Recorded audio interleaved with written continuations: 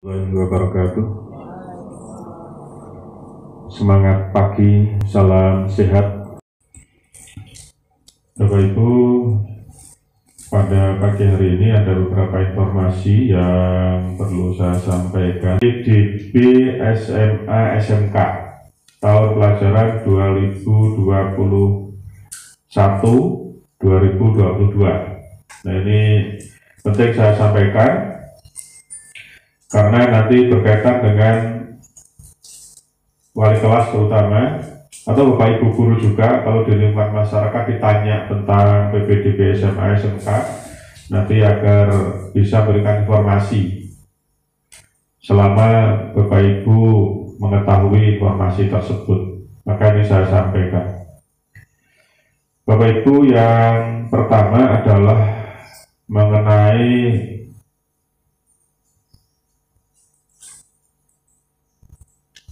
ketentuan umum dari PPDB Jawa Timur tahun 2021 bahwa pendaftaran PPDB itu melalui jalur ada 4 macam. Jalur yang pertama adalah zonasi.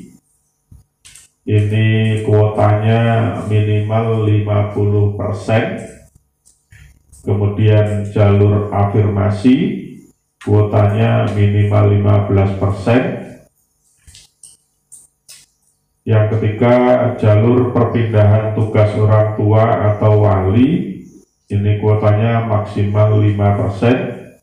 Dan atau jalur yang keempat yaitu jalur prestasi, ini kuotanya adalah sisa dari ketiga jalur tadi. Nah, ini yang prestasi. Kemudian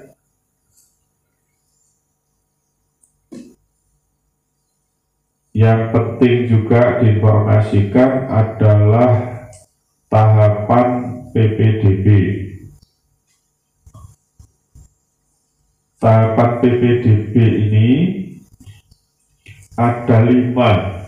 Ya, tahapan PPDB di SMA SMK ini ada 5. Ini yang nanti penting supaya anak tidak kesasar, ya, tidak tersesat di dalam pendaftaran.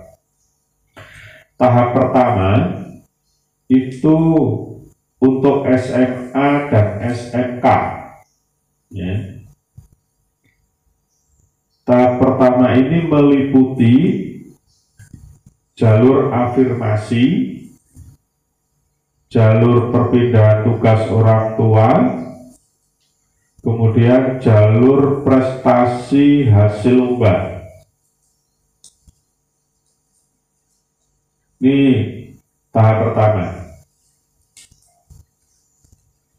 Nah, kalau tahap pertama ini sudah selesai diumumkan, maka bagi yang ikut jalur ini tidak diterima, maka bisa ikut di jalur berikutnya dengan menggunakan token yang sama. Ini nanti ada token. Nah, kemudian jalur tahap 2, tahap 3, tahap 4, tahap 5 ini ada perbedaan. Maka ini yang hati-hati. Terutama yang wali kelas 9, mau nanti disampaikan betul ke anak-anak.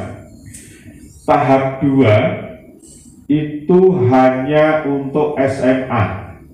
Ya, tahap 2 hanya untuk SMA. Ini adalah jalur prestasi nilai akademik. Ya. Bagi anak-anak yang menginginkan ke SMK,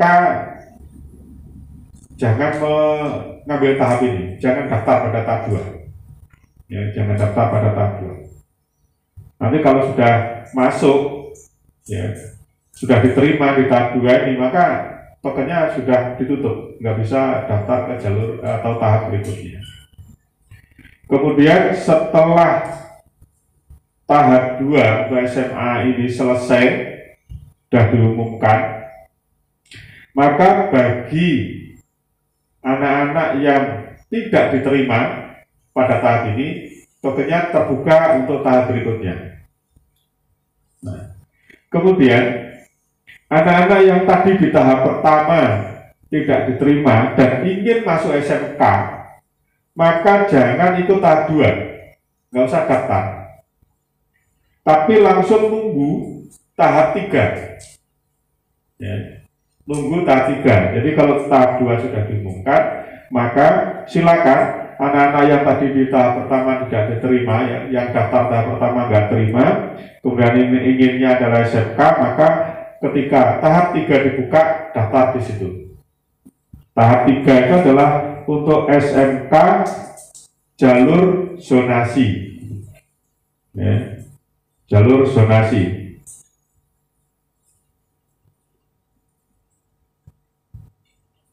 Nah, kemudian bagi anak yang tadi di tahap 2 SMA tidak diterima, maka jangan ikut daftar di tahap 3 kalau tujuannya SMA ya. Maka silakan tunggu tahap 3 ini selesai, baru nanti daftar di tahap 4, karena tahap 4 ini untuk SMA jalur zonasi ya. Ini nanti penting anak-anak supaya nggak kesasar ini nanti. Karena kalau inginnya SMA sudah kadung ikut daftar di tahap 3, masuk di SMK, maka sudah tertutup peluangnya untuk ikut jalur ya tahap yang berikutnya. Nah, kemudian anak yang tadi di tahap 3 SMK tidak diterima, maka jangan ikut daftar di tahap 4 kalau inginnya kayak SMK ya. Karena tahap 4 tadi kan hanya SMA. Maka silakan yang tidak masuk di tahap 3 tadi nunggu tahap 4 selesai, baru kemudian kalau tahap 5 sudah dibuka, silakan daftar di sana ya. SMK yang tahap 5 ini adalah SMK jalur prestasi nilai akademik ya, masuk di situ. Ini nanti supaya anak-anak paham ini. Kemudian untuk masing-masing jalur itu siapa saja yang bisa daftar di situ. Nah, jalur afirmasi ya, jalur afirmasi yang tadi 15% itu ya, minimal 15%, itu diperuntukkan bagi keluarga yang tidak mampu, anak buruh, dan penyandang disabilitas. Jadi bagi sekolah yang memiliki anak-anak ABK, maka masuknya adalah lewat jalur afirmasi. Kemudian jalur perpindahan tugas orang tua atau wali yang maksimal 5% itu diperuntukkan bagi ya mereka yang bekerja, orang tuanya pindah tugas, termasuk di dalamnya adalah anak guru dan tenaga kependidikan serta anak tenaga kesehatan nakes ya, ini. Kemudian yang 3 adalah jalur prestasi hasil lomba, ini 5% tadi. Maka ini untuk anak-anak yang memiliki prestasi lomba, baik lomba akademik maupun non akademik. Lalu jalur prestasi nilai akademik, ini yang 25%, ini adalah gabungan rata nilai rapot semester 1 sampai 5 dan nilai akreditasi sekolah SMP. Ini nilai akreditasinya ini ada porsinya nanti, ada bobotnya. Itu tadi yang SMA ya, yang SMA, karena yang SMK beda. Kemudian yang SMK jalur afirmasi 15% tadi ini sama seperti SMA, yaitu untuk keluarga tidak mampu, anak buruh, dan penyandang disabilitas. Kemudian yang jalur 2 perpindah tugas orang tua, ini termasuk anak buruh, tendik, dan anak tenaga kesehatan. Lalu yang jalur prestasi hasil lomba, termasuk prestasi lomba akademik dan lomba non-akademik. Ini 5%. Nah, kemudian yang keempat, jalur prestasi nilai akademik. Ini kalau SMA itu hanya 25%, yang SMK ini 65%. Jadi lebih besar. Yang tadi berasal dari gabungan rata nilai rapot semester 1 sampai 5 dan nilai akreditasi sekolah. Nah, ini jadi kalau SMK itu yang jalur prestasi akademik lebih besar.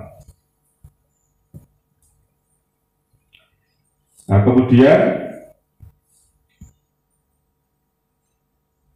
jadwalnya,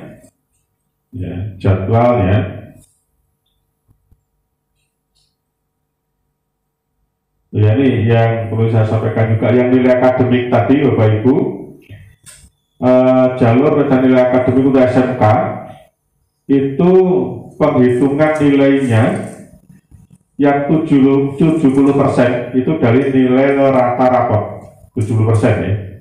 Kemudian nilai akreditasi sekolah itu 30%. Jadi nanti dihitung kita punya nilai akreditasi sekolah kita berapa. Ini ternyata berpengaruh ketika anak-anak kita, lulusan kita melanjutkan ke sekolah berikutnya, jenjang yang lebih tinggi.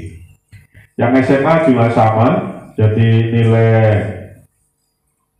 rata rapot 1 sampai 5 itu bobotnya 70%, kemudian yang nilai akreditasi juga 30%. Ini sama dengan yang di SMK. Kemudian jadwalnya Bapak Ibu,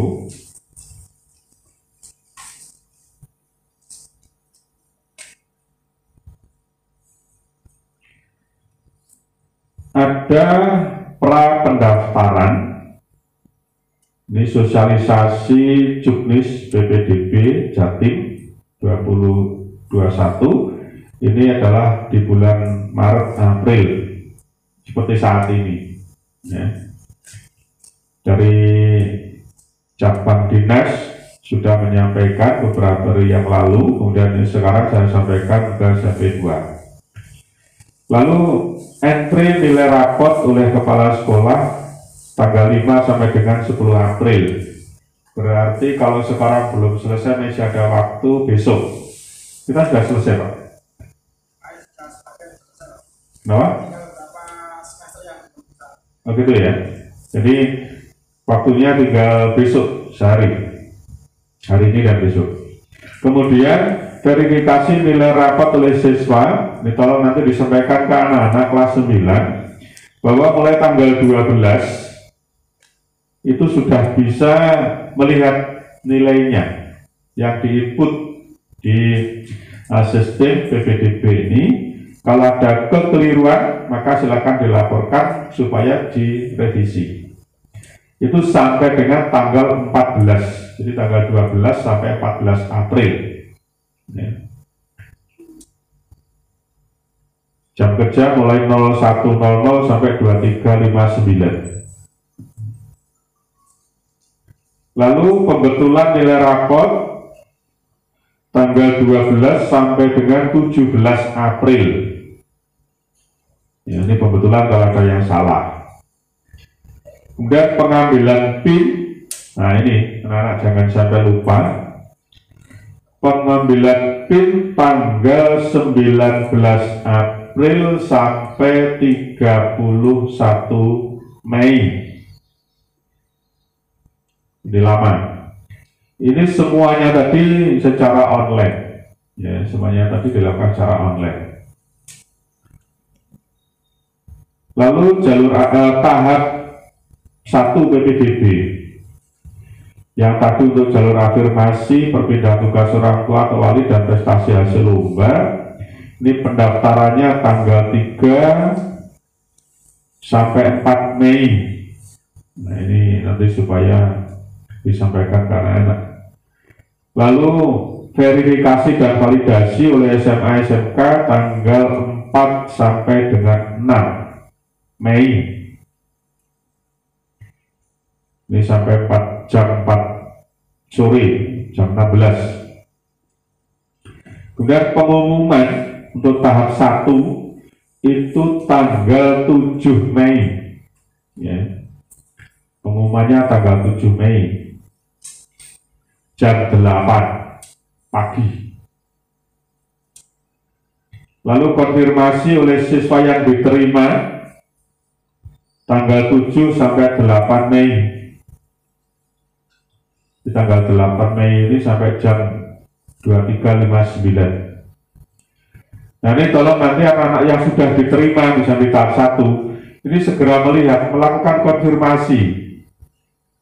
Konfirmasi ini nanti untuk menyatakan bahwa saya sudah tahu dan saya sudah membaca bahwa saya masuk di situ dan saya akan masuk. Gitu. Nanti yang misalnya nggak konfirmasi sampai batas akhir, maka nanti akan hangus ini nanti nggak bisa daftar ulang. Ya. Jadi konfirmasi ini bukan daftar ulang masalahnya. Jadi hanya menyatakan bahwa iya saya sudah diterima. Kemudian ada latihan pendaftaran tahap 2 sampai dengan 5. Itu tanggal 9 sampai 19 Mei. Ya. Ini juga secara online. Nanti anak diberitahu supaya latihan ketika dimulai tahap 2 sudah tidak ada pertanyaan. Pendaftaran tahap 2 jalur prestasi nilai akademik SMA itu pendaftarannya tanggal 20 sampai 22 Mei. Kemudian tanggal 22 Mei ditutup. Pengumumannya tanggal 23 Mei. Konfirmasi oleh siswa tanggal 23 dan 24 Mei. Ini anak harus selalu diingatkan, Bapak Ibu wali kelas terutama BK juga menanyakan ke anak-anak kalau sudah diterima, sudah konfirmasi apa belum. Lalu PPDB tahap 3 jalur zonasi SMK pendaftaran tanggal 24, 25 Mei itu. Penutupan tanggal 25 Mei, pengumumannya tanggal 26. Ini karena waktunya singkat-singkat ini. Konfirmasi tanggal 26-27 Mei. Ya. Kemudian PPDB tahap 4 jalur zonasi SMA. Pendaftaran tanggal 27 sampai 29 Mei, kemudian penutupan tanggal 29 Mei. Pengumuman tanggal 30 Mei, konfirmasi oleh siswa tanggal 30 sampai 31 Mei. Itu tahap 4 khusus untuk SMA. Kemudian tahap 5 jalur prestasi dan nilai akademik SMK. Pendaftarannya tanggal 31 Mei sampai 2 Juni. Kemudian penutupan tanggal 2 Juni. Pengumuman tanggal 3 Juni. Konfirmasi tanggal 3 sampai 4 Juni. Ya. Ini nanti anak-anak harus dipandu karena ada anak-anak lengah, ya, lengah. Apalagi sudah jarak ke sekolah. Kemudian daftar ulangnya online dengan mengunggah surat keterangan lulus dari SMP itu tanggal 14 sampai 19 Juni. Tuan anak harus mengunggah itu. Diingatkan betul wali kelas, kemudian menanyakan ke anak-anak apa apakah sudah mengambil surat keterangan lulus apa belum. Ya. Nah, kalau belum, diminta segera mengambil supaya bisa digunakan untuk daftar ulang.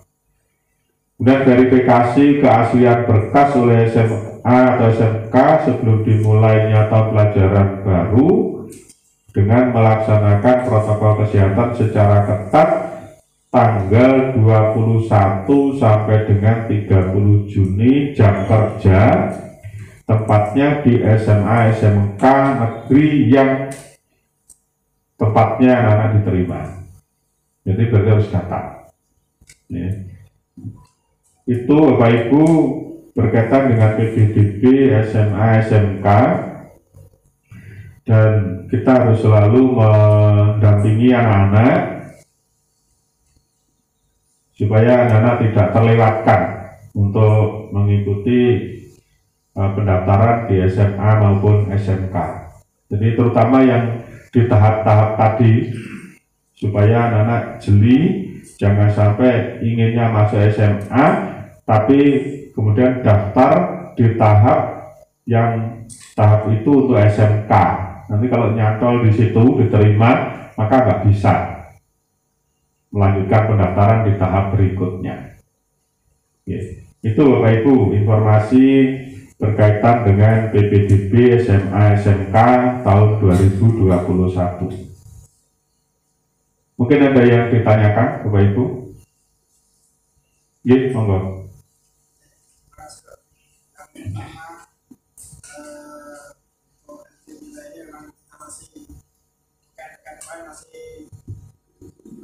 Naik ke kapan itu kan diacak Pak, kita masih menata lagi. Soalnya itu enggak, saya kasih sekarang ke 9A, nanti pas itu enggak 9A. Iya. Masih. Kemudian yang kedua terkait dengan jadwal verifikasi nilai rapot oleh siswa. Rapot siswa itu kan sampai sekarang di kelas di sekolah. Nanti ketika verifikasi nilai oleh siswa, itu apakah rapot ini diberikan kepada anak-anak atau gimana? Ada solusinya ya, karena rapotnya sekarang di sekolah. Kemudian yang ketiga terkait dengan pelaksanaan PPDB SMA SMK, ini karena anak-anak juga nggak pernah ke sekolah, apakah perlu sosialisasi ini disampaikan apakah lewat Zoom atau masuk ke dalam ini kita berikan kepada grup kelas masing-masing. Terima kasih. Petunjuk PPDB ini silakan nanti di-share ya ke anak-anak supaya anak-anak juga membaca dan tahu. Ya, ini salah satu bentuk sosialisasi. Ya, jangan sampai nanti anak-anak tidak tahu gara-gara tidak membaca petunjuknya. Ya, oleh karena itu ini harus disampaikan. Ini wali kelas 9. Kemudian berkaitan dengan rapotnya anak-anak kelas 9 yang sekarang masih di sekolah. Coba kita cermati, oh iya ini tanggal 12 ya, tanggal 12.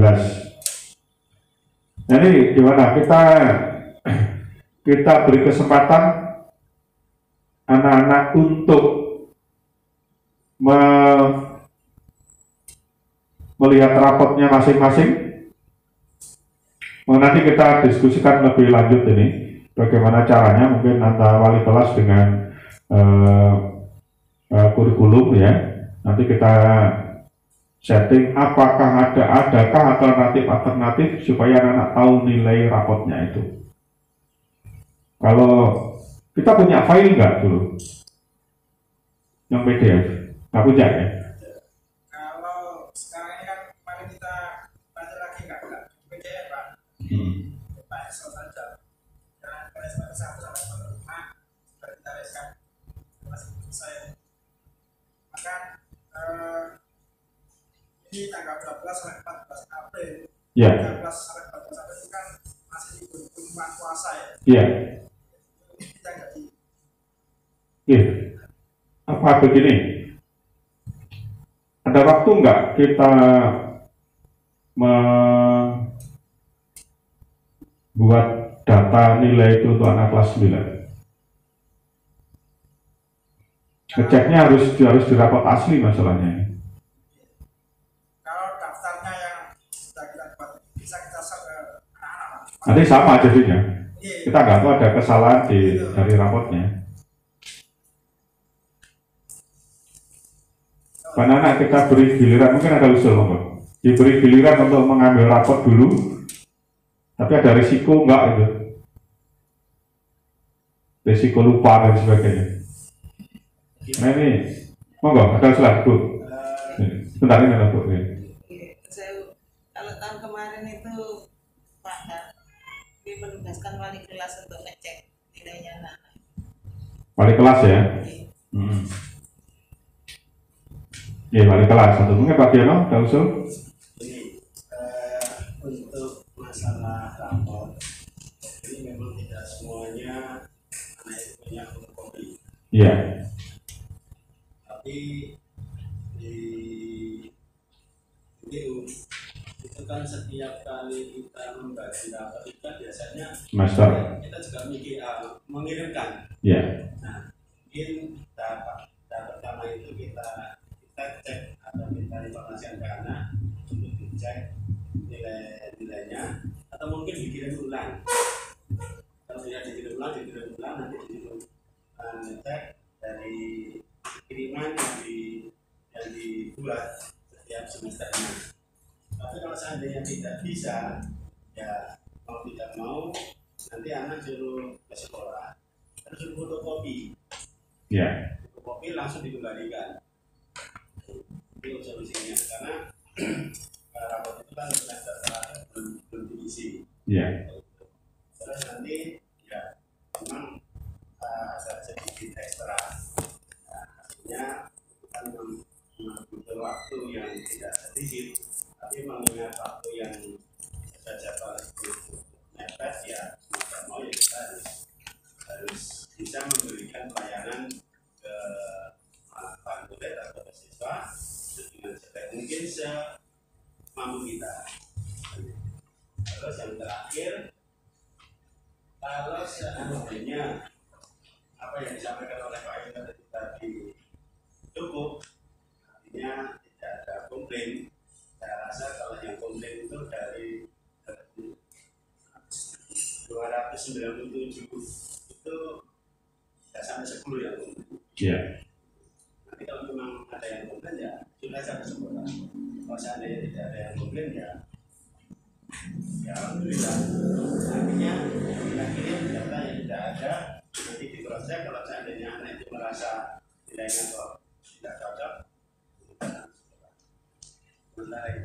Yang dikirim tadi, ya, yang hasil entrian ya? Ya, hasil entrian yang sudah dibikin oleh guru, yang katanya tadi belum selesai karena masih milah-milahnya dari semester 1 karena kelasnya. Memang urutannya nggak sama. Nggak sama. Oke. Nah itu nanti yang harus kita carikan solusi itu. Nanti coba kita kaji lebih lanjut ya, kelemahan dan kelebihannya. Kalau yang dikirim adalah data yang kita entry sekarang ke sistem itu, maka otomatis ya nggak ngoreksi, hanya melihat saja, kemudian nggak tahu nilai rapotnya berapa. Memang ada solusi yang difotokopi tadi. Oh ya, yang dimasukkan itu hanya nilai pengetahuan ya, keterampilan enggak ya?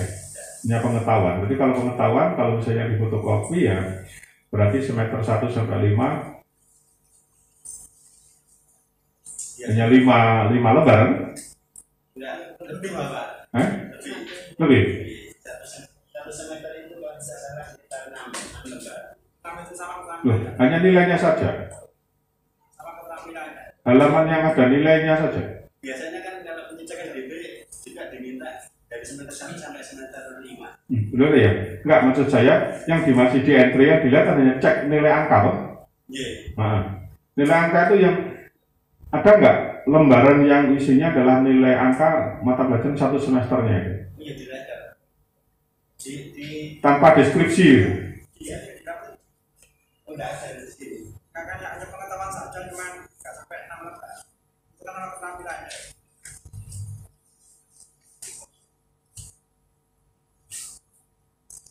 Hanya pengetahuan saja, Pak. Hanya pengetahuan saja. Jangan gabung dengan diskresinya, Pak. Lah iya kan ya, itu yang kita punya nggak data yang hanya nilai angkanya saja supaya lebih irit sebenarnya di fotokopi. Kalau di fotokopi semua itu jadi banyak kan? Satu semester yang nilai angka ada deskripsinya kalau cukup satu lembar satu semester nggak cukup kan? Gitu. Baik, itu nanti kita cek lagi ya. Nanti kalau sudah kita punya keputusan maka itu yang kita sampaikan ke wali kelasnya supaya menginfokan kepada anak-anak. Gitu gitu.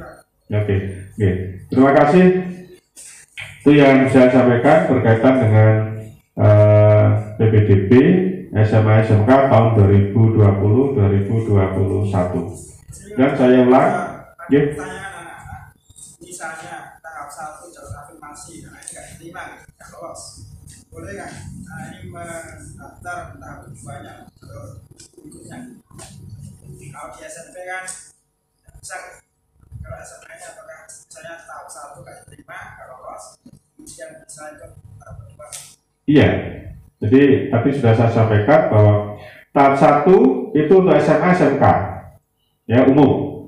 Kalau ini lolos maka PIN dikunci, nggak bisa daftar tahap berikutnya. Tapi kalau belum diterima, PIN terbuka untuk daftar tahap berikutnya. Tapi harus diingat, bagi anak yang ingin ke SMA maka dia tahap 2, waktunya adalah tahap 2 dan tahap 4 ya. Misal saya ingin masuk SMA, ikut tahap 1 tidak diterima, maka saya bisa ikut langsung daftar lewat tahap 2, masuk tahap 2 karena itu untuk SMA saja gitu ya. Nah kemudian kalau tahap 2 ini saya tidak diterima, maka saya tidak perlu daftar di tahap 3 karena tahap 3 untuk SMK. Maka saya tunggu ketika tahap 4 sudah dibuka. Nah itu ketika, sehingga kalau konsentrasi saya ke SMA maka saya bisanya daftar adalah tahap 1, tahap 2 dan di tahap 4. Itu. Yang ingin ke SMK maka bisanya daftar adalah di tahap 1, tahap 3 dan tahap 5. Gitu. Gitu ya. Ya. Ada lagi? Seandainya berubah tujuannya, Pak. Gimana? Tadinya tahap 1 SMK, pindah jadi SMA. Nggak apa-apa kalau itu, kan belum daftar. Ya, belum daftar. Artinya PIN masih terbuka.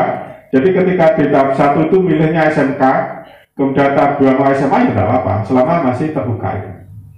Tapi nanti yang dimaksud kalau sudah di tahap 2 daftar SMA kemudian diterima, padahal angen-angennya awal itu ke SMK, maka sudah diterima di SMA tertutup sudah. Gitu loh. Jadi nggak bisa coba-coba gitu loh. Aku tak coba daftar SMA nggak diterima, nggak tak leboni, tapi aku kepingin lebih SMK, daftar tahap 3 nggak bisa. Jadi kalau sudah diterima di tahap itu stop, nggak bisa ikut pendaftaran tahap berikutnya. Tapi kalau belum diterima, saya ingin nyoba ke sembuh barang, mana yang masuk gitu ya. Belum lebu yang SMA, SMK, pokoknya sing lebu ya ikut anggoni.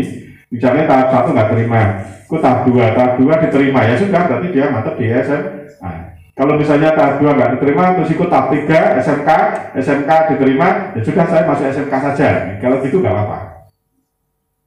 Ya. Tapi kalau sudah stop diterima di tahap itu, ya berarti itu stop, nggak bisa ikut tahap yang berikutnya. Itu Bapak Ibu. Ada lagi? Cukup, nggih. Jadi ini tolong dibantu anak-anak untuk menginformasikan informasi PPDB ini supaya anak-anak nanti tidak keliru. Kemudian ada call center juga yang bisa disampaikan ke anak-anak andaikan ada kendala. Ya. Cukup itu Bapak Ibu.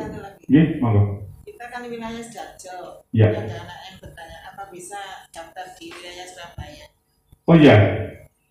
Kemarin untuk wilayah zonasi itu menggunakan zonasi wilayah. Artinya begini. Jadi tidak dibagi, oh wilayah zonasi 1 Sidoarjo itu adalah SMA Waru, SMA Gedang, enggak begitu.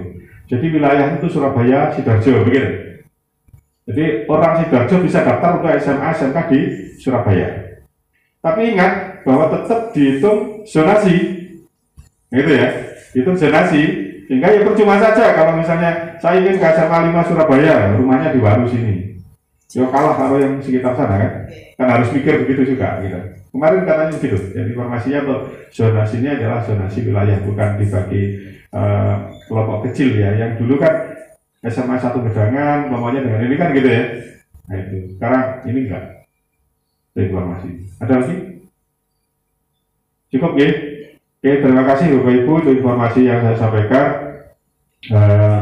Untuk informasi ini nanti kan sudah saya share ya di grup ya. Jadi nanti bisa disampaikan ke anak-anak supaya anak menjadi lebih jelas. Bapak Ibu yang sudah menerima informasi ini bisa menyampaikan ke masyarakat di sekitarnya, barangkali ada yang bertanya. Ya tidak hanya untuk anak-anak kita saja, mungkin ada tetangganya yang bertanya, mungkin ya, maka silakan diberi informasi seperti itu. Oke, terima kasih. Saya sampaikan. Terima kasih. Assalamualaikum warahmatullahi wabarakatuh.